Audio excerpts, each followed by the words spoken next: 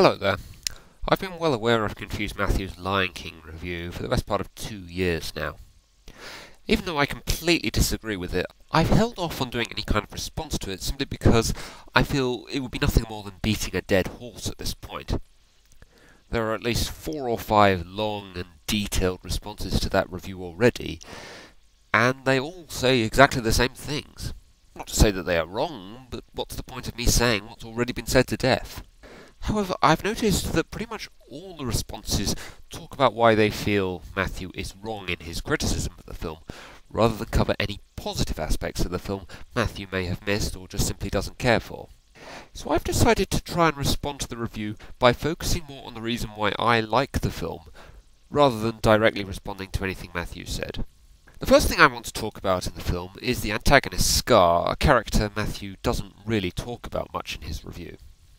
Scar does a great job at portraying the brains over brawns idea, leaving the hyenas to do his dirty work and never attempting to stand in the way of his brother, but instead eliminating him and making it look like it was someone else. His slimy attitude is superbly portrayed by Jeremy Irons as his voice. I also like the way he has a decent relationship with Simba in the early stages of the film. He falls off a little in the second half of the film after he has gained power, as he seems rather uninterested in doing anything with that power. But I did like the way he did himself in by turning his own minions against him. Next I want to talk about the love factor of Simba and Nala. Matthew felt it was tacked on and played no part in the main plot, but that's actually what I liked about it. It was a subplot to the film which they didn't try to allude to or ram down our throats like a lot of films do with love factors. It's also rather unique in the way that Simba and Nala are actually friends who at first don't like the idea of being in love. It also makes for a nice tender moment that has become the staple of Disney films.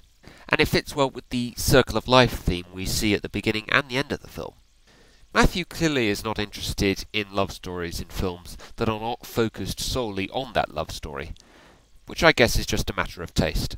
He also didn't like the character Simba and didn't know what Nala was for, so I guess anything these characters did would be kind of meaningless as far as he was concerned. The fight they had in the next scene was also very well written, and showed some real emotion and anger, because they wanted the other to see things the way they did. Matthew felt this all happened too fast, but I would say, for all we know, this could have taken place over a few days, or even a few weeks. Then there is the character Rafiki, who acts very much like the Merlin figure in the film, observing events without much interaction and helping characters to subconsciously learn things for themselves. He is very much a character there to have an effect on another character or characters. Matthew has some kind of issue with him only playing a major role in one scene, but to be honest I don't really see what is wrong with that. Matthew also mentions in his Lion King 2 review that he doesn't think the film is based on Hamlet.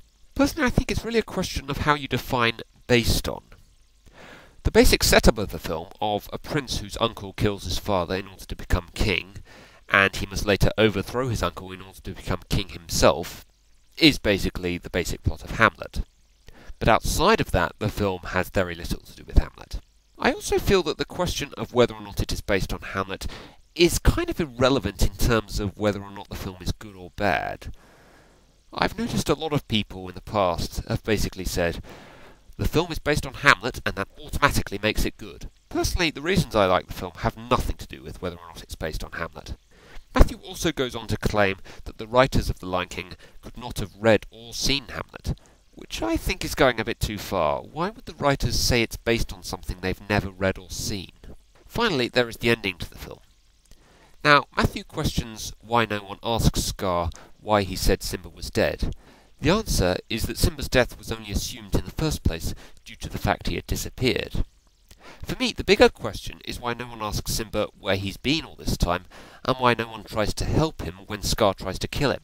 I will concede that Simba's motives for thinking he was responsible for his father's death could have been better explained. It's because he thinks he caused the stampede that ultimately killed his father. But as this is never actually said out loud in the film, I can see how it could have been a bit confusing.